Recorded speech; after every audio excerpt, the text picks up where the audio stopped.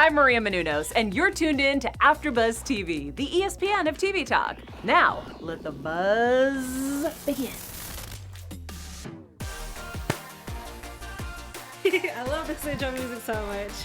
Hi guys. Hi. Hi guys, I am your host, Chae Jones, and I am so happy to be back for Family Reunion Part 2. But I could not do this without the amazing woman to my left, Zakiyyah Wilbert. How you feeling? Hi, I am great. Hello guys, how are you? I am feeling so amazing to be back here with you. Yay. Now guys, we're going to get into Remember When Daddy Came Home. Mm-hmm. So we're going to talk about Mazzi and the Miracles, Jade's managing of the group, and then we have Maz and Ami's spiritual journey. Yes. Of course, we have our special segment and news and gossip at the end of this episode. But what's your overall thoughts for this episode? Overall, this was such a touching episode. I think for me and my experience with getting back into church, it was like one of those eye-opening episodes. So I loved it. It was great. I love this episode too, mm-hmm. Especially because you have, like we saying, the old school versus new school mm-hmm. of church and religion and spirituality, because it's not dying out, but it's also not the same as it was when I was growing up. Exactly. So that's what like you said, eye-opening. I totally agree. It was such a touching and amazing episode. And I'm so excited to get into it. I know, me too. So we're going to start with Mazzi. Oh my gosh. And the Miracles. First of all, like obviously there's only 4 of them, but I was getting so big 5 Heartbeat vibes. Really? Especially when it came to church and the different colors. Yes. I was just like, okay, I'm feeling it, but it was very Motown. And it brought back to Motown and meets hip hop of this generation. Mm-hmm. And I love Cameron. I think it's amazing that they actually let him showcase his vocals. Yes, because we showed a lot of videos before of him singing, and he has an amazing voice. He's like 8, 9. Like, yeah. How are you packing so much in that body mm-hmm. is my question. He's so cute. They're all so cute. Like, all of them together, that I was like, oh my God, I just want to pinch them. I totally was just like, oh, they're so cute. You're so cute. I know. I was annoying. No, that's so cute. I said you're cute. And then, we have Elvis, we have Shaka, and we have Caleb being the backup. And I love how when Jade comes, like, after listening to them, and is just saying, you guys could be great if you worked at this. Mm-hmm. And they're all describing what, like, they know their role in the group. Like, they already know, like, I am just here to, like, go solo later and realize I'm not that good. Caleb's only here for the groupies and the girls. And Elvis is just happy to be a part of something. Mm-hmm. And Mazzi, I think, really loves the music. I thought that was really cute. But Jay, says, hey, like, let me be your manager. And they actually think it's a good idea. They want to make her work for it a little bit. And then she wants 10%. Mazzi's only going to keep going to 5. So she's like, you know what, that's fine. I'll take 5%. And she books him at the church. And we have Richard Roundtree came back, Grandpa. Yes, I was excited. Yes. I was so excited to see him. Mm-hmm. I love anytime he's on the screen. Like, he has a strong presence. Definitely. Yeah. He has a very strong presence. And so they go to the church, and it's not the, swing low, sweet chariot we've heard before. It was very modernized for a younger generation. Mm-hmm. But Grandpa was not having it. What did you think about their performance? And then did you actually agree with Grandpa's statement after about not letting them perform at the church anymore? Yeah, so about the performance, I completely disagree with the grandfather. I thought it was so nice and so cute. And I think Madeir saw it too. She's like, this is a new generation. Like, these kids are coming up different. And we're getting so many other generational people now within the church, so we have to adapt. But I thought the performance was great. I mean, it's something that we see now. The new generations is taking gospel music to a whole nother level. It's actually rapping, and they're actually like doing like incorporating like the popular dance moves. Yeah. I mean, that is what's happening in the modern church now. So I thought it was great. I thought it was helpful because you do see the older generation looking down on the new church generation. So it was cute to see that how he understood or started to understand, because at first he didn't. So I thought that was really important. But to take it back just a little bit to where you were talking about the groups and how they understood their positions, it kind of reminded me of watching like the Jacksons, like when you watch the documentary or the Temptations, yes. Like the roles they were saying, like, I'm gonna be the guy who realizes that I'm not that good going solo, so then I'm just gonna quit. It was like, what? I'm gonna be the guy who's like in love with all the groupies. They're literally just years beyond their age and then their mindset. It's so cute. So I loved it. But I love this group. I can't get enough of them. I hope Mazzi and the Miracles come back for another performance. Well, they Jade booked them a gig at Pretty Boys. She did. However, after Grandpa kind of lost his cool, they fired her. Mm-hmm. And she's like, well, she had a fair point. Like, I'm actually getting nothing. So I'm not making anything anyway. So, we're good. We're okay. And they go at it, they go at their own. But they soon learn they actually do need her. Because they go to Pretty Boys, the lighting isn't working, the sound's not working, the crowd is not having it, and they really need her help. And so she bumps it up to 15%, and she asks for respect. They will give her the 15%, but they won't respect her. Right. I found that so interesting, but also I understand only because they're her little brothers. It's not my job to respect you yet. Like I haven't. I'm mature enough for my age, but not that mature enough where I can't respect you. Right. I mean, let's be clear. She's not getting paid anything. True. This is all just like the brother and sister healthy bond and great relationship that they're having so much fun. It's like when you were a child and you make up these bands and you're like, I'm the manager and we're just playing pretend basically. So I mean, I just love that they're bringing these concepts to the show because it is like how you used to grow up, with your cousins or something similar to it.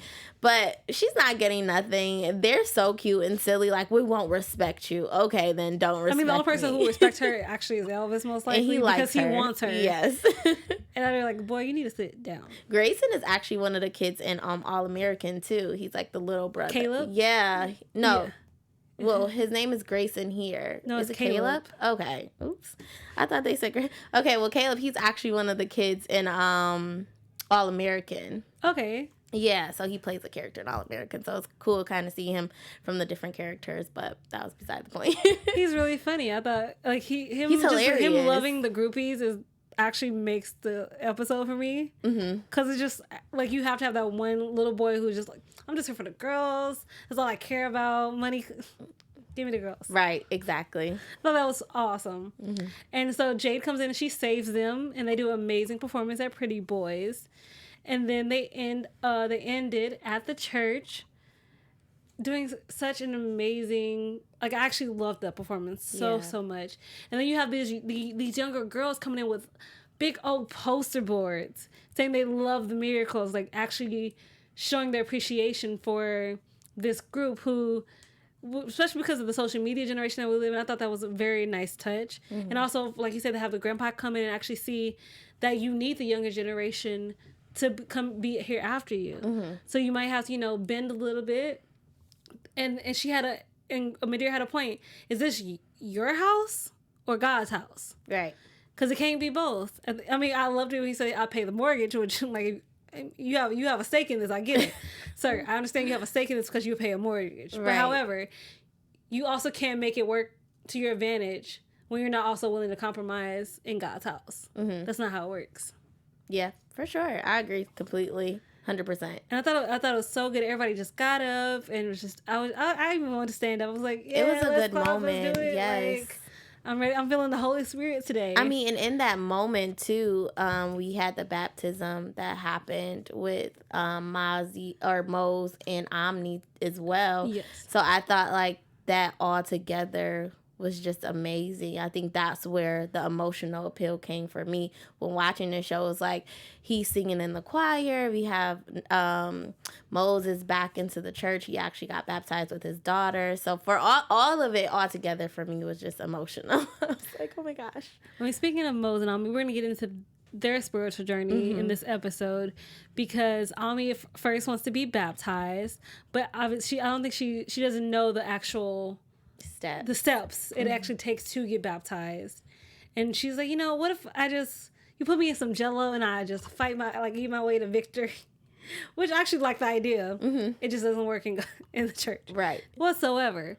And then we see her, the family trying to help her work through her water issues. Because when you were baptized, especially in Black churches, you get submerged in water. And Medea tries it, and it does not go well. Her hair gets completely messed up, and she has to go spend another 6 hours back at the hair salon to fix it. And I would have been upset. Yeah, I think the concept of telling about the 6-hour hairstyle, she's like, don't, because no Black woman wants their hair wet, especially when you have to go to the hair salon and sit there for too long. So I love somebody else's hair dryer. Exactly. So I love that they, again, the show it ceased to amaze me where they brought in that aspect of Black hair and do not get my hair wet. So that was super cute. And their relationship. So I loved it. But Omni is such a cute character in this episode. She's always super adorable, but for her to be so young and to want to seek advice or just learn more, it just shows how, again, the kids teach you something, because I feel like she taught her family about religion. Like Mose started to get into it. They had that debate between Mose and Coco about religion and the differences, or do you guys actually believe in God? So again, we are constantly seeing that the kids are teaching the parents. Do you know how old you were when you got baptized? I didn't get baptized. You never got baptized? No. So eventually, right. I mean, you're never too old to get baptized or rebaptized or whatever. Whenever that happens. So I was eventually, 10. I made the choice because I grew up going to both Christian and Catholic churches. Did you? Okay. Because my mom's side of the family is Catholic, but my adopted parents are Baptist Christian. Nice. So I grew up going to both churches, but at 10 I decided I wanted to be baptized at my adopted parents' church. Oh, nice. Okay. Yeah, I one day, guys. And I thought it was interesting because you have, when we come into this, they're trying to talk to Jade about her beliefs. And, Coco has a very different aspect of what that is. And then you even hear Mo say, actually, I'm starting to falter in my own beliefs. And I think it was funny, though, at that moment, because Coco's like, you let your mother go up and down about my religion when you're the heathen? Really, sir? You couldn't back me up once? Yeah, and I thought that argument between them was super cute because Coco was doing the classic, like, oh, really? Oh, yeah, like is that what you're doing? And for me, it took me out. Like, I cracked up, LOL, laughed out loud, like all of the acronyms that you could ever think of, because that was so hilarious, especially when Anthony responded back to her, or as we guys know him, Mose responded back to her with the hand movements as well. Oh, yes, I did. Yes, but it just, again, shows that argument between the families. It's just, this show is hilarious. Again, it shows that you can have a healthy argument with your spouse. Yes. And it doesn't have to be crazy. And then your kids, they saw the love and the arguments and the differences, but it all comes back together with love throughout the entire family. Like, they all learn from each other. Mose and Coco learn something from Omni. But then the grandma and grandpa, Medea and grandpa learn something from Mose and Coco. They're always just trickling down and learning other things are being acknowledged from each other. So I love it. One of my favorite parts, I mean, granted, because even though he got hurt, that was my favorite part. However, it was, they're trying to help Ami, get submerged in the water. She only took her ponytail. She done. She good for the day. Yeah. She don't need no more water. She great.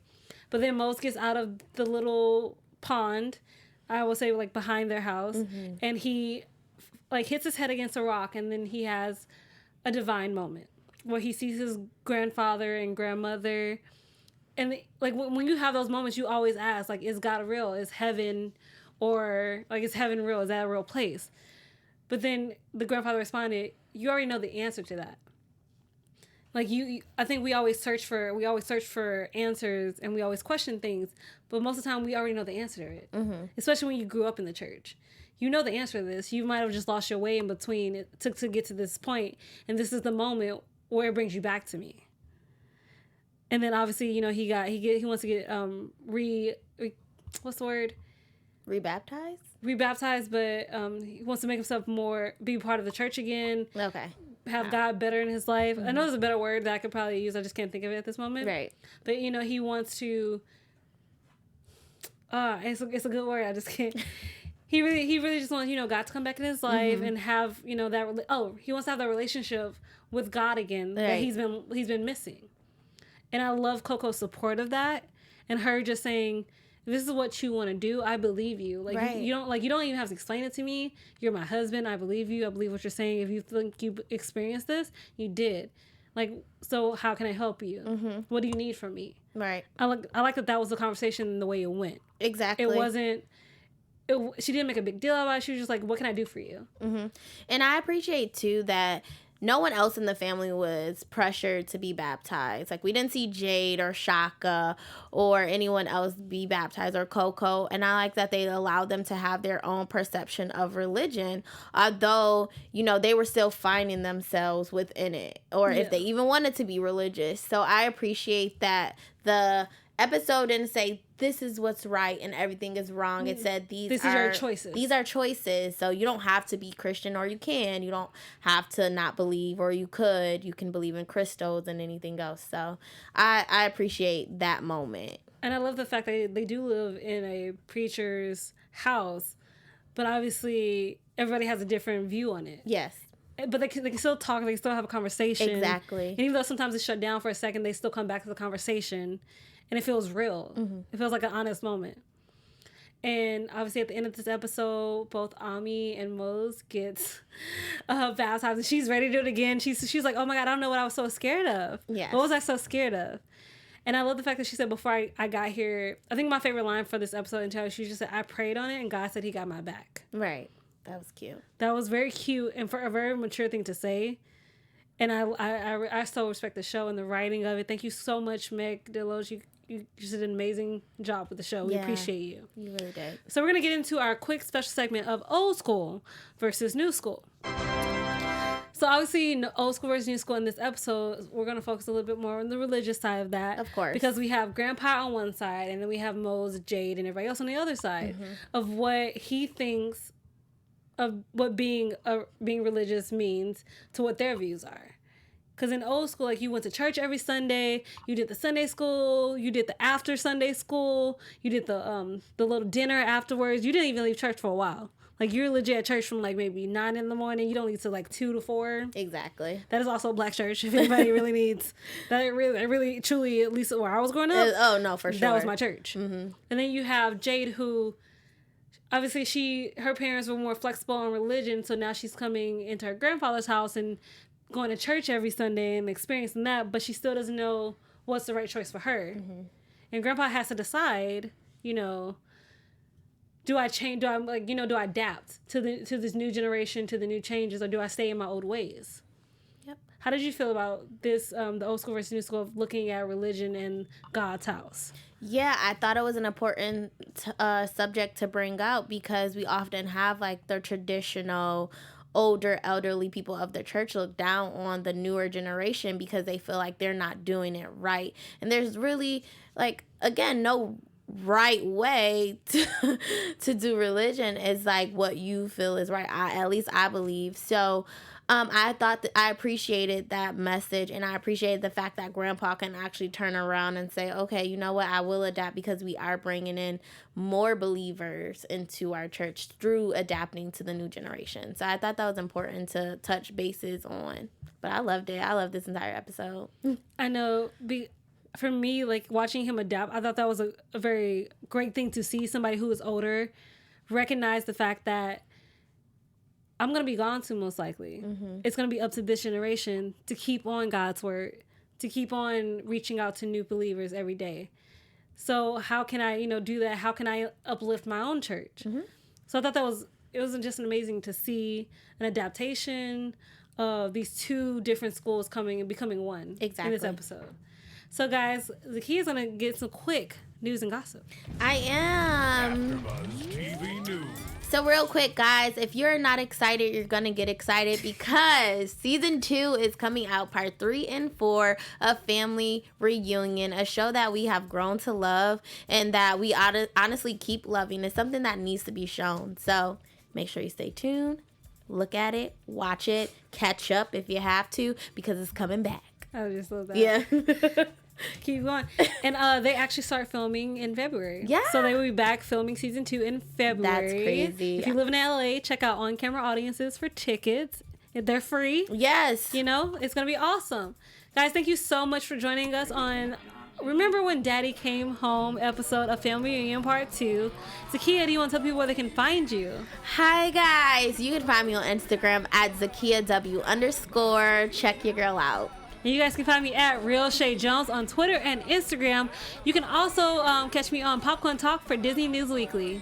Bye, Our guys. founder, Bye. Keven Undergaro, and me, Maria Menounos, would like to thank you for tuning in to AfterBuzz TV. Remember, we're not just the first, we're the biggest in the world, and we're the only destination for all your favorite TV shows. Whatever you crave, we've got it. So go to AfterBuzzTV.com and check out our lineup. Buzz you later.